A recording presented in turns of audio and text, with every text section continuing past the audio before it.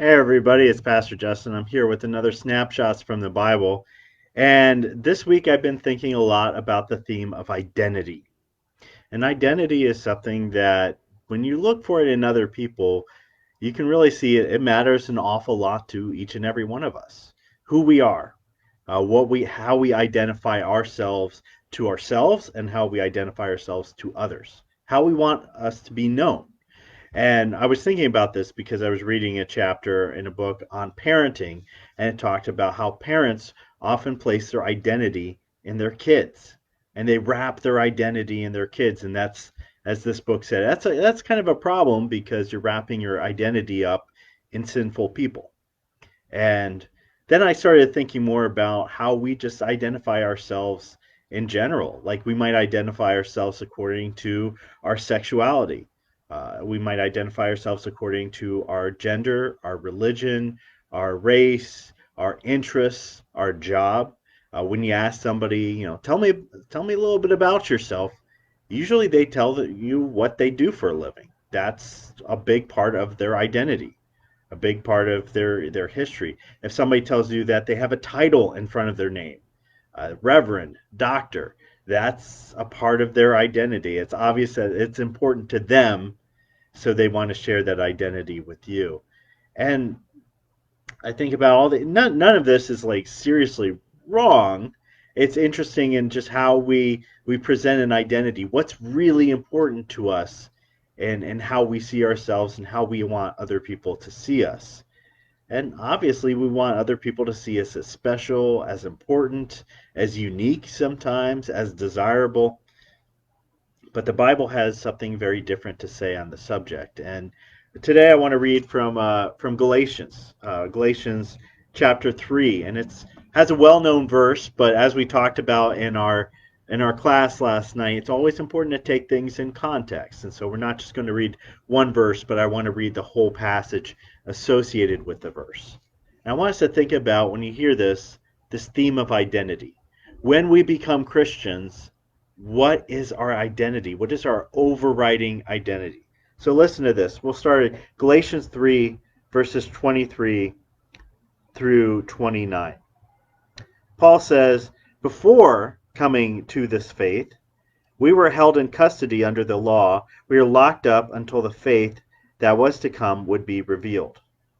So he's talking about how we were bound to the law. We were doomed to fail the law before the faith, before the grace of Christ came along. Verse 24. So the law was our guardian until Christ came, that we might be justified by faith. Now that this faith has come, we are no longer under a guardian. Here's the important part. So in Christ Jesus, you are all children of God through faith.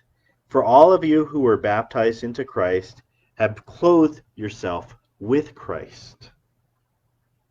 There is neither Jew nor Gentile, neither slave nor free, nor there is male nor female, for you are all one in Christ Jesus. If you belong to Christ, then you are Abraham's seed and heirs according to the promise. We've heard that verse a lot of times, that there is neither Jew nor Gentile, slave nor free. I've heard that verse taken out of context to try to muddle the lines of various discussions and arguments. But here in this proper context, it's talking about our true identity in Christ. When we are in Christ, is there any differentiation between me and one of my brothers and sisters? According to God, no. There's no tiers. There's no one level is better than another level. If you're a Jew in Christ, it doesn't mean you're better than a Gentile in Christ. If you're a man in Christ, it doesn't mean you're better than a woman in Christ. But the overriding theme here is that as Christians, our identity is Christ. We put on Christ. It doesn't just become a mask. It doesn't become an outfit. It becomes something that permeates everything we are, everything that drives us. Our thoughts, our actions, our money, our relationships, our careers, everything is uh, channeled in Christ, through Christ, about Christ. And that is who we are. What I want to be known as.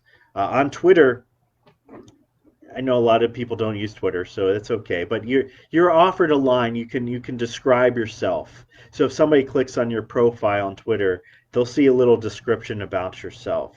And I thought a lot about this. I thought, well, I'm sharing my identity with other people. What do I want them to know about me?